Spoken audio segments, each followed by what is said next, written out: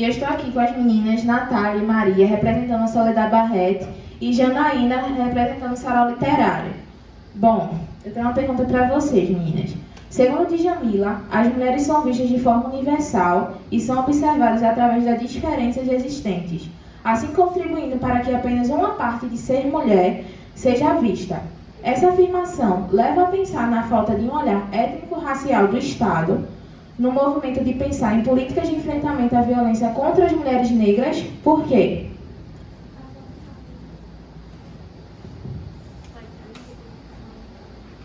Então, infelizmente, o racismo está muito enraizado na nossa sociedade, né? E principalmente as mulheres, né, das comunidades mais periféricas são as que mais sofrem.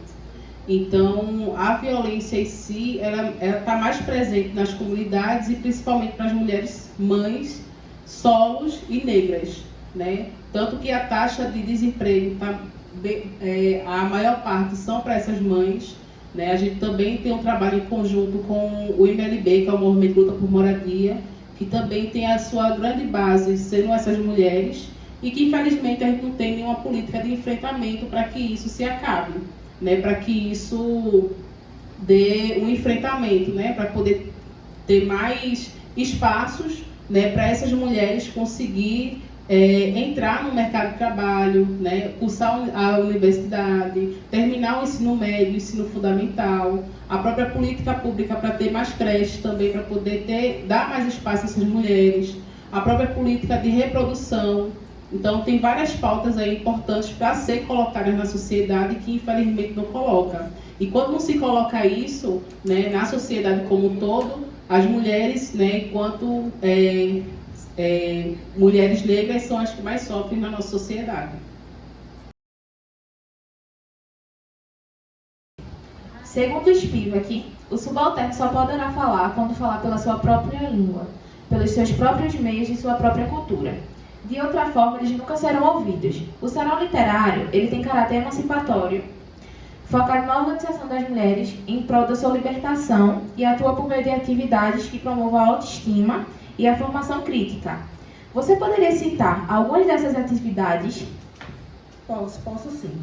No viés mais literário, a gente tem um espaço na página que é voltado para que mulheres que não tenham livros publicados, elas possam a gente está fortalecendo essas mulheres aí, divulgando, né, a escrita desse livro, para quem sabe, se a editora achar interessante, entrar em contato com essa mulher.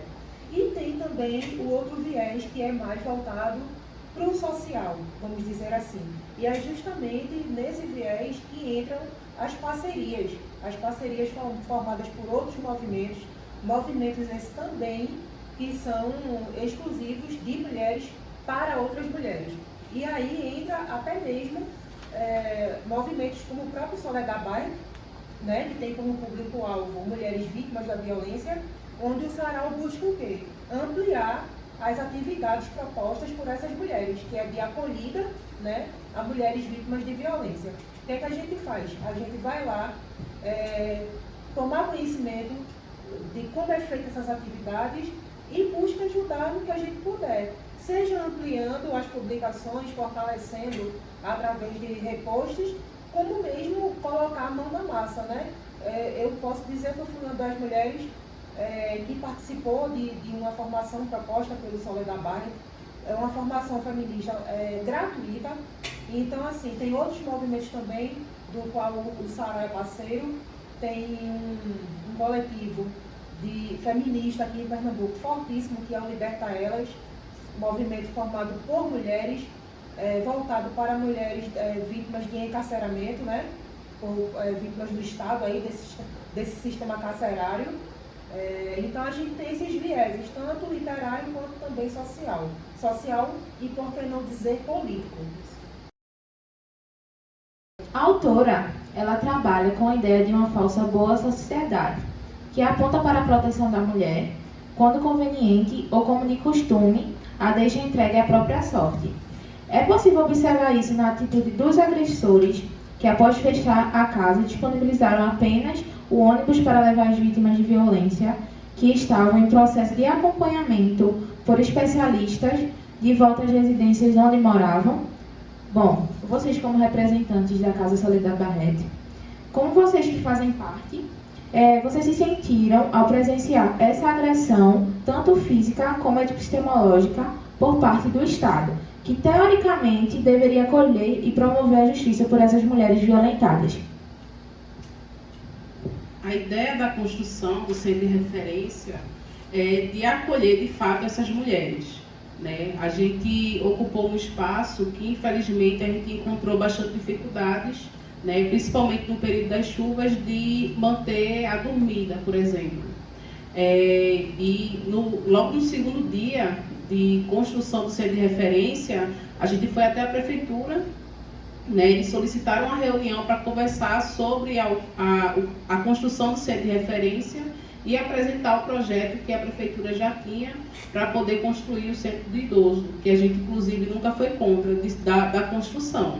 A gente só queria que a gente tivesse um espaço para poder acolher essas mulheres, vendo que os espaços que já tem, principalmente aqui na cidade do Recife, ainda é mínimo para a real situação, né, de violência que a gente tem aqui.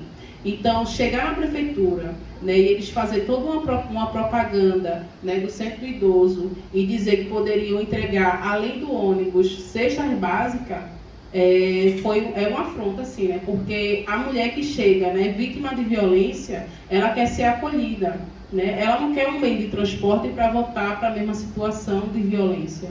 Então, isso foi uma característica muito difícil, né, de se ouvir e de levar para essas mulheres a proposta que a prefeitura tinha para poder dar o acolhimento, né? Então, foi bastante difícil, mas nos deu força para continuar na caminhada na construção do centro, né? Tanto que a gente passou um pouco mais de 3 meses, né, no centro de referência, acolhendo essas mulheres vítimas de violência. Né, as mulheres que não tinham condições de ficar, né, no espaço, a gente encaminhava para outro local. A gente tem experiência, né, também em outros locais de ocupações, né, que o movimento constrói nacionalmente, de salvar as vidas dessas mulheres, né, de chegar a mulheres que estavam com risco de ser assassinadas, né, de sofrer, de ser mais uma das taxas de feminicídio, e a gente encaminhar para outro centro de referência que o movimento coordena.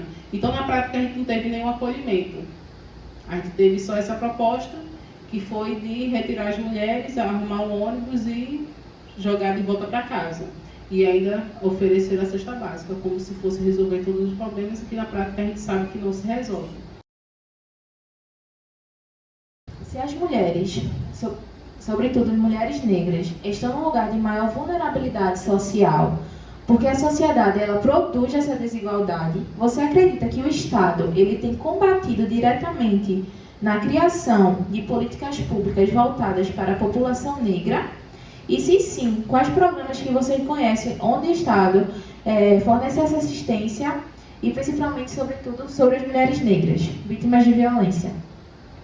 Olha, eu vou ser muito honesta com vocês aqui em dizer que, pelo menos hoje, até esse exato momento, eu não conheço nenhum programa efetivamente voltado nem mesmo para minimizar os impactos negativos causados, né, pela desigualdade social, para minimizar qualquer tipo de violência sofrida pelas mulheres. Muito pelo contrário, o que eu tenho testemunhado aí a olhos vistos, não só eu, mas eu acredito que toda a sociedade brasileira, latino-americana, mundial, é um desmonte do pouco que já foi criado até agora, né, por um governo que está aí no poder nitidamente fascista. É isso que eu tenho visto. Os únicos movimentos voltados para minimizar um pouco esses impactos negativos que eu conheço são movimentos coletivos independentes, em sua grande maioria liderados por mulheres, que atuam, acima de tudo, com muita coragem, mas, diga-se de passagem, sem apoio governamental nenhum. A autora do livro Pode o Subalterno Falar, ela argumenta que a mulher não pode falar e, quando tenta fazer, não encontra meios para se fazer ouvir. Em razão de todo o abuso de poder e da violência usada por esses policiais, claramente que vocês fazem parte dessa luta diária com mulheres que são acolhidas e se sentirem invisibilizadas. e silenciadas. Sobre essa questão, de fato, os órgãos competentes, após essa desapropriação brusca, eles tentaram conversar com vocês, tentaram escutar para vocês, ou apenas invisibilizaram de novo?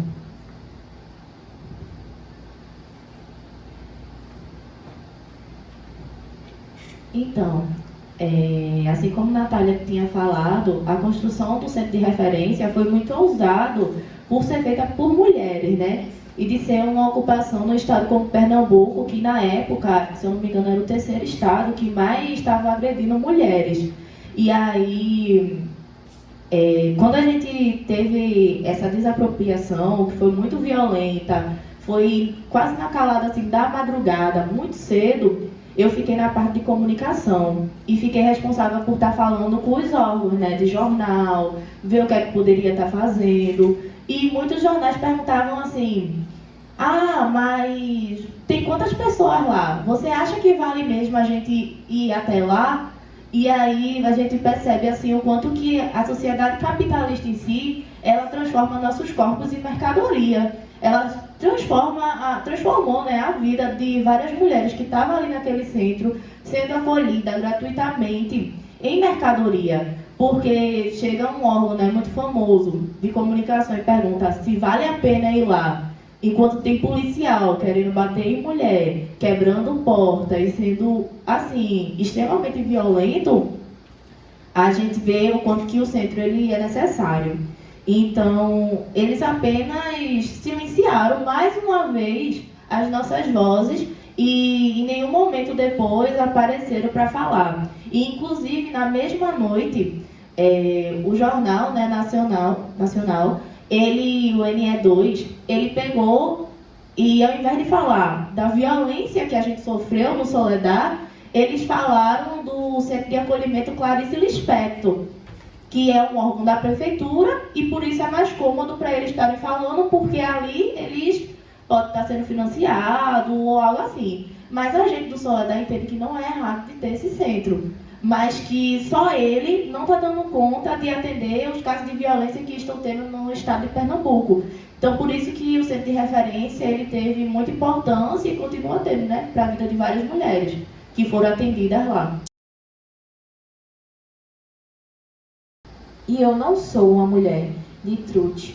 Ele demonstra que desde a primeira onda do feminismo é discutida a universalização da categoria mulher e a problemática de um feminismo universal. O problema, então, seria a visibilidade desses saberes. Você diria que uma das atribuições do sarau é mostrar histórias não contadas por mulheres, restituir à humanidade que foram negadas. E Truth ele retifica, né, que em suas obras que as vozes esquecidas pelo feminismo hegemônico já falavam há muito tempo, mas por que demoraram a serem ouvidas?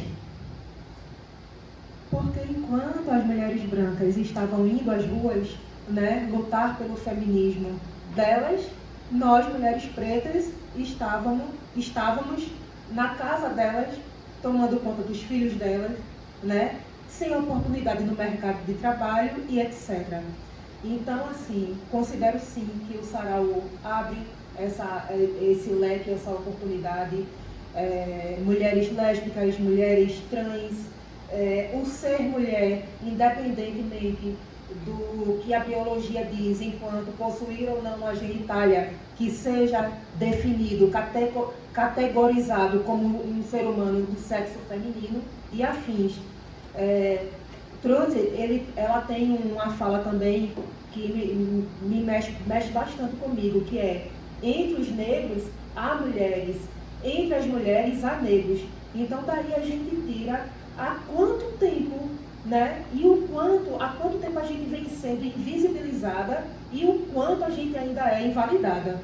Então eu considero sim que, como eu falei no começo para vocês, um evento que se dispõe a colocar a mulher no centro das atenções como protagonista do início ao fim, é um movimento que deve ser respeitado. Patricia Collins, ela tem uma teoria do ponto de vista feminista que precisa ser abordada a partir da localização dos grupos nas relações de poder.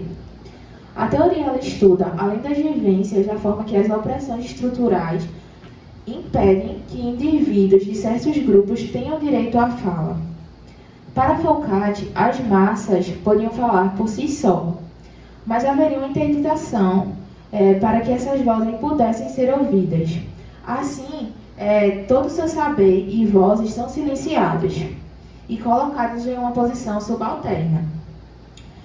É válido falar que a casa, além de acolher mulheres em situação de vulnerabilidade, ela também serve como ferramenta para enfrentar esse silêncio institucional e, se sim, o porquê.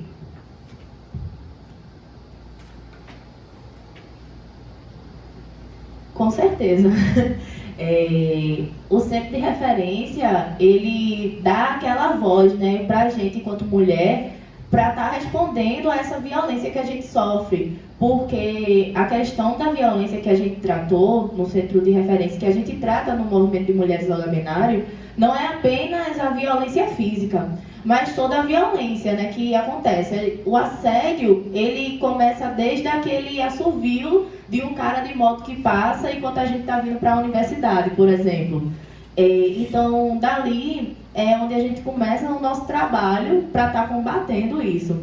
E, assim, a casa, ela foi muito além de acolher, porque a gente promovia esses cursos da teoria mesmo, né, feminista, de estar fortalecendo as mulheres, fazendo sarau, né, mesmo dando espaço para essas mulheres estarem conhecendo mais da cultura, da arte. Era nossos planos também, assim, né, de spoiler aqui, da gente estar fazendo curso de costura, para que as mulheres que fossem atendidas lá e não tivessem como se manter, porque várias delas, né, quando está nessa situação de violência, são dependentes financeiramente do cônjuge ou do companheiro, né, que está ali na vida dela, de ter cursos, né, de costura, cursos de pintura, para que, assim, de alguma forma, elas pudessem estar criando sua independência financeira, porque é um fator que foi muito recorrente de muitas violências da mulher estar convivendo ali, né, com o agressor o tempo todo, porque não tinha essa independência financeira.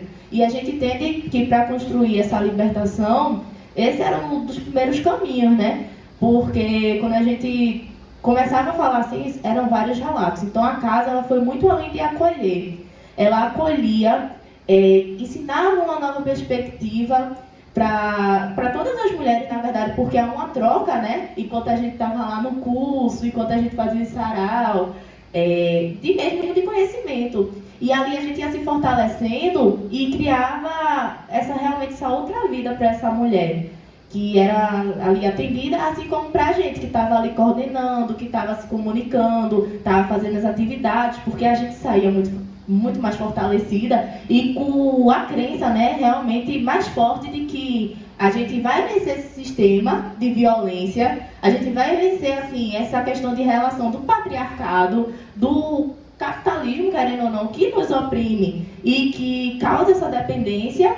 E que não é uma saída impossível, que ali na casa a gente começava a construir a pequeno espaço essa nova vida para essa mulher. Então, com certeza.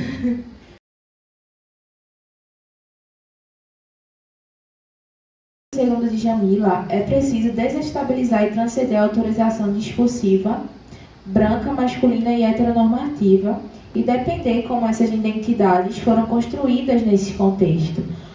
Janaína, o sarau, ele disponibiliza atividades de prevenção que buscam tirar a mulher do ciclo de violência com formação cultural e política. Nesse sentido, há atividades que buscam descolonizar o conhecimento que a gente já conhece, que é o heteronormativo, cis branco. E qual o papel da identidade no dia a dia dessas mulheres? Qual a importância dessas atividades que o sarau ele proporciona?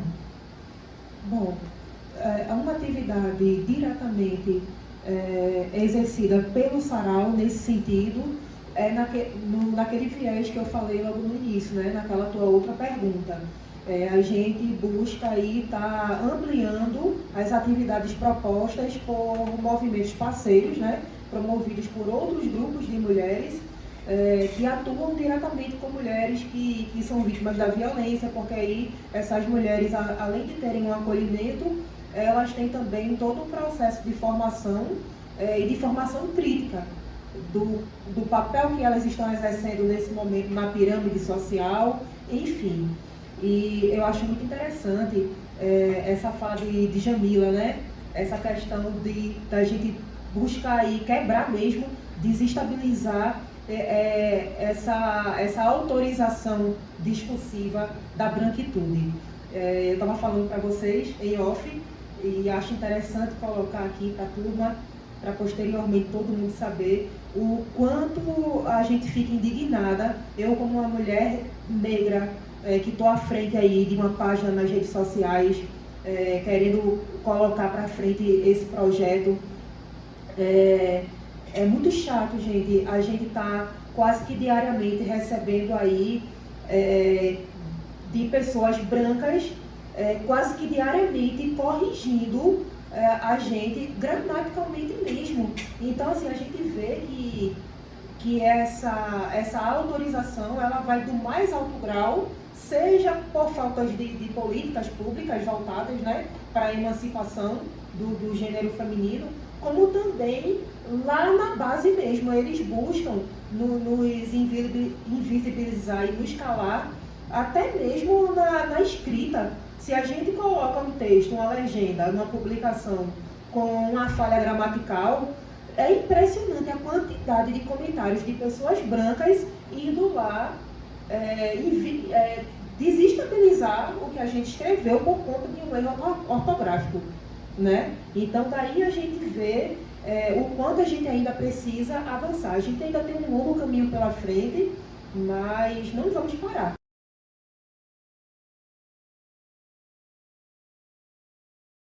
A Arendt, ela fala que a legislação que deveria manter a igualdade absoluta na esfera política e ela é discriminatória. Levando em conta a situação ocorrida na Casa Soledad, quais as implicações que vocês acreditam que foram responsáveis para que os policiais agissem com tamanha agressividade? Na prática, assim, não teve nenhuma justificativa, né, para a polícia chegar com aquele aparato, né, de quantidade de policiais, de viaturas, de BOPE, de bombeiros, do próprio SAMU, né, e até a CELB para cortar energia. Então não tinha necessidade daquilo. A polícia, na prática, elas chegaram já quebrando o cadeado e arrombando já as portas, né? Então a gente tentou se proteger dentro da casa para poder proteger para que a polícia não entrasse, né? Porque a gente estava, um dia antes, a gente tinha criança na casa, neném, né?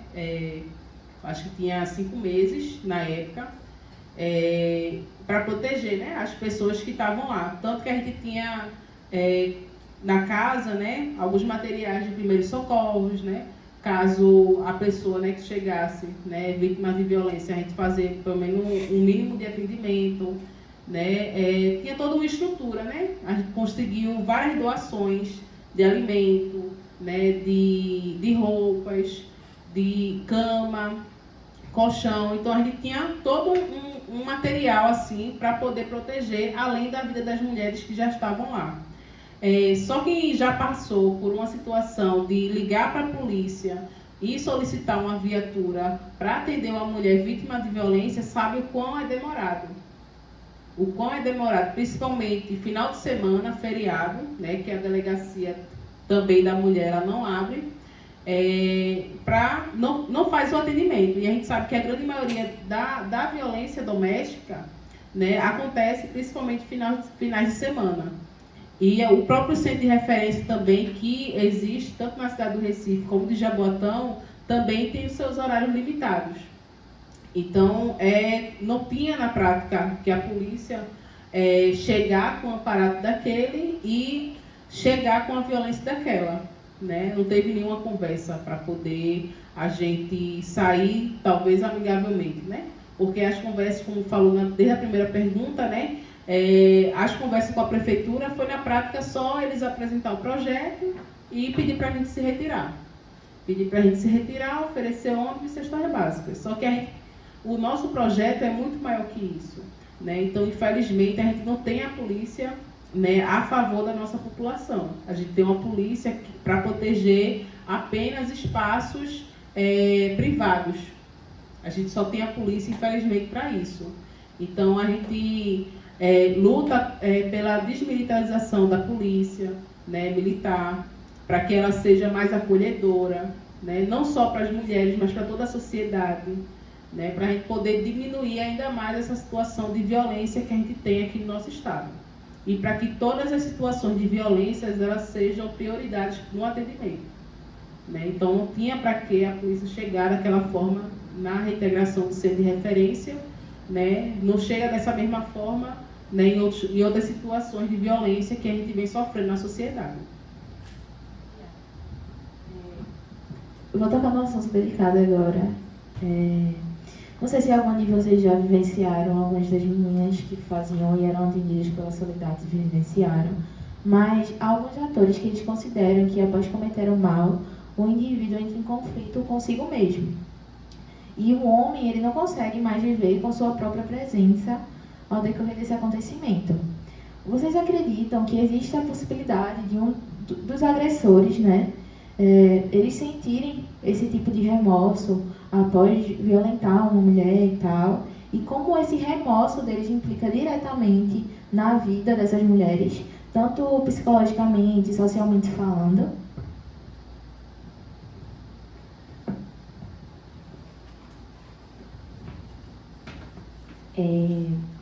Assim, pessoalmente, fora do centro, eu vivi uma situação dessa, com uma pessoa muito próxima a mim, que sentiu esse remorso, e foi tão grave depois da violência que ele cometeu, que ele se suicidou.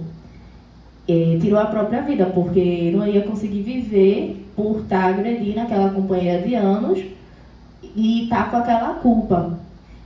Eu acredito, assim, e aí, Natália, se depois quiser me complementar, que é a forma que a sociedade ela se desenvolve e que vai tratando as pessoas.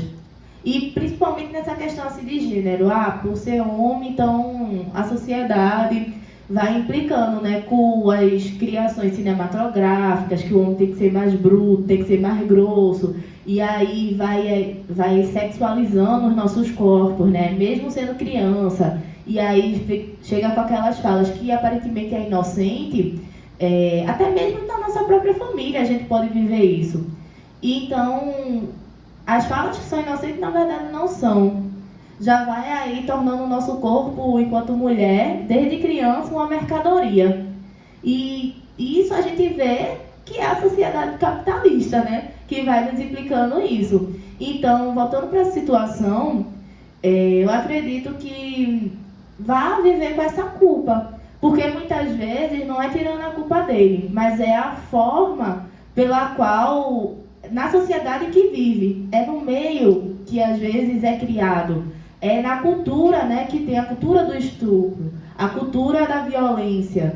Então, há sim esse remorso e a gente consegue estar mudando esse panorama na educação, na nossa educação doméstica, né, na nossa educação mesmo, de ver homens e mulheres, para que a gente consiga chegar na sociedade em que homens e mulheres sejam livres dessa influência, sabe? Principalmente quando a gente pega o capitalismo e o quanto que ele vai aí massacrando e vai tirando o que há de bom mesmo em nós.